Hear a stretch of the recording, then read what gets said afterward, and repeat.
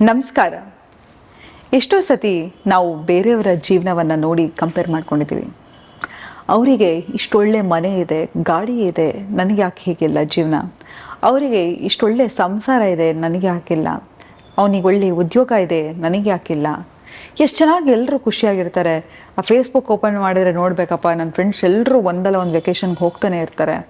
ನನ್ನ ಜೀವನ ಯಾಕೆ ಹೀಗಿಲ್ಲ ಅಂತೆಲ್ಲ ಕಂಪೇರ್ ಮಾಡ್ಕೊಂಡಿದ್ದೀರಲ್ವಾ. ಒಂದು ಸಣ್ಣ ಪ್ರಶ್ನೆ ನಿಮ್ಮನ್ನ ಕೇಳ್ತೀನಿ. ನೀವು ಎಷ್ಟೋ ಸತಿ ಫೇಸ್ಬುಕ್ಕಿಗೂ ಇನ್ಸ್ಟಾಗ್ರಾಮ್ಗೂ ನಿಮ್ಮ ಫೋಟೋಗಳನ್ನ ಹಾಕ್ತಾನೆ ಇರ್ತೀರ. ಎಷ್ಟು ಫೋಟೋಗಳನ್ನ ತೆಕ್ಕೋತೀರಾ? ಒಂದು 10 ಆದರೂ ತಗೋತೀರಾ. 10 ತೊಗೊಂಡು ಅಟ್ಲೀಸ್ಟ್ ಒಂದು ಮಿನಿಮಮ್ ಒಂದು 30-40 ಸೆಕೆಂಡ್ ಆದರೂ ತೊಗೊಂಡು ಎಡಿಟ್ ಮಾಡೋದಾಗಿರಬಹುದು, ಅದಕ್ಕೆ ಫಿಲ್ಟರ್ ಹಾಕೋದಾಗಿರ್ಬೋದು, ಇದೆಲ್ಲವನ್ನು ಮಾಡ್ತೀರಾ.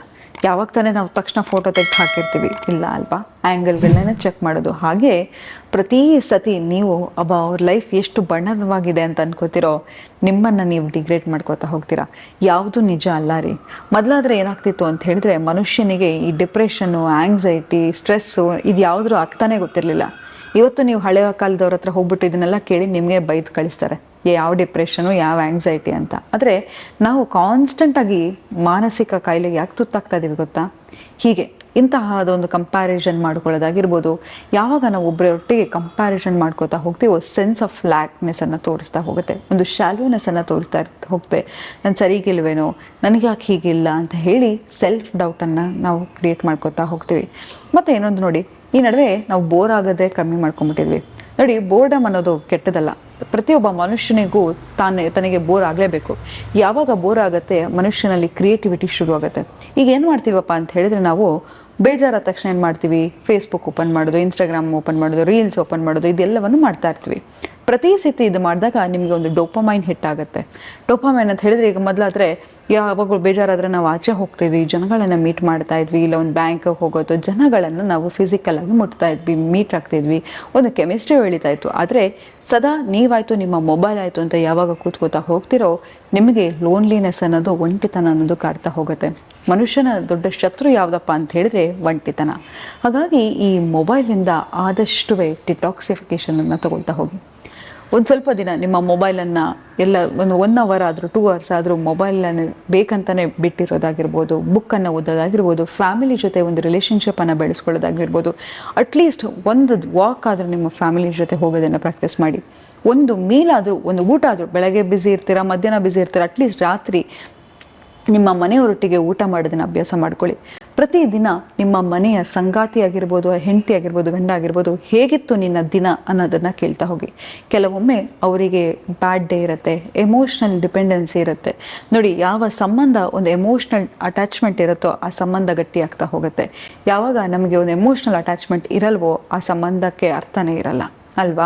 ಹಾಗಾಗಿ ಆ ಎಮೋಷ್ನಲ್ ಇಂಟಿಮೆಸಿಯನ್ನು ಬೆಳೆಸ್ಕೊತಾ ಹೋಗಿ. ಫಿಸಿಕಲ್ ಇಂಟಿಮೆಸಿ ತಾನಾಗೇ ಬೆಳೀತಾ ಹೋಗುತ್ತೆ. ಯಾವಾಗ ಎಮೋಷ್ನಲ್ ಇಂಟಿಮೆಸಿ ಇರುತ್ತೋ ಆ ಫಿಸಿಕಲ್ ಇಂಟಿಮೆಸಿಗೂ ಒಂದು ಅರ್ಥ ಬರ್ತಾ ಹೋಗುತ್ತೆ. ಹಾಗಾಗಿ ನಿಮ್ಮ ರಿಲೇಷನ್ಶಿಪ್ಗಳನ್ನು, ನಿಮ್ಮ ಫೈನಾನ್ಷಿಯಲ್ ಸ್ಟೇಟಸ್ಗಳನ್ನು ಕೆಡ್ಸ್ಕೊತಾ ಹೋಗಬೇಡಿ. ನೋಡಿರಿ, ಈಗ ನಾನು ನನ್ನ ಗಂಡ ಜಗಳ ಆಡ್ತೀನಿ ಅಂತ ಹೇಳಿದರೆ ಅದನ್ನು ನಾನು ಫೇಸ್ಬುಕ್ಕಲ್ಲಿ ಹಾಕಲ್ಲ ಅಥವಾ ಇನ್ಸ್ಟಾಗ್ರಾಮಲ್ಲಿ ಹಾಕಲ್ಲ. ಆಬ್ವಿಯಸ್ಲಿ ನನ್ನ ಲೈಫ್ ಚೆನ್ನಾಗಿರೋದನ್ನು ನಾನು ತೋರಿಸ್ತಾ ಹೋಗ್ತೀನಿ. ಅಥವಾ ನನ್ನ ಕೆಟ್ಟ ಫೋಟೋನ ನಾನು ಹಾಕ್ತೀನ? ಇಲ್ಲ, ಚೆನ್ನಾಗಿರೋ ಫೋಟೋನೇ ಹಾಕ್ತಾ ಹೋಗ್ತೀನಿ. ಟ್ರಾವೆಲ್ ಮಾಡೋದನ್ನು ಹಾಕ್ತಾ ಹೋಗ್ತಾರೆ, ಎಲ್ಲವನ್ನು ನೋಡ್ತಾ ಇರ್ತೀವಿ. ಎಷ್ಟು ಅದ್ಭುತವಾಗಿದೆ, ನನ್ನ ಜೀವನ ಯಾಕಿಲ್ಲ ಅಂತ ಹೇಳ್ಬೋದು.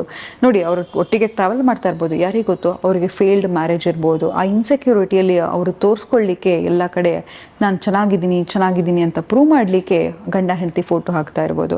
ಆದರೆ ಇಂತಹ ಒಂದು ಆಮಿಷಕ್ಕೆ ನೀವು ಒಳಗಾಗಿ ನಿಮ್ಮ ಬಗ್ಗೆ ನೀವು ಕೆಟ್ಟದಾಗಿ ಮಾತಾಡ್ಕೊಳ್ಳೋಕೆ ಹೋಗಬೇಡಿ, ನೀವು ಕಮ್ಮಿ ಅಂತ ತಿಳ್ಕೊಳ್ಳೋಕೆ ಹೋಗಬೇಡಿ.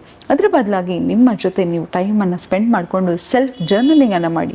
ಯಾವ ವಿಷಯದಲ್ಲಿ ನಾನು ಇಂಪ್ರೂವ್ ಆಗಬೇಕು, ಹೇಗೆ ನನ್ನ ರಿಲೇಷನ್ಶಿಪ್ಪನ್ನು ಇಂಪ್ರೂವ್ ಮಾಡ್ಕೋಬೇಕು, ಹೇಗೆ ನನ್ನ ಫೈನಾನ್ಷಿಯಲ್ ಸ್ಟೇಟಸನ್ನು ಇಂಪ್ರೂವ್ ಮಾಡ್ಕೋಬೇಕು, ಯಾವ ಹೊಸ ವಿಷಯವನ್ನು ಕಲಿಬೇಕು. ಯಾಕಂತ ಹೇಳಿದ್ರೆ ನೋಡಿ, ಎಷ್ಟೋ ಸತಿ ಸಣ್ಣ ವಯಸ್ಸಲ್ಲಿ ನಮಗೆ ಸಂಗೀತ ಕಲಿಬೇಕು, ಡ್ಯಾನ್ಸ್ ಕಲಿಬೇಕು ಅಂತ ಅಂದ್ಕೊಂಡಿರ್ತೀವಿ, ಅದು ಆಗಿರಲ್ಲ.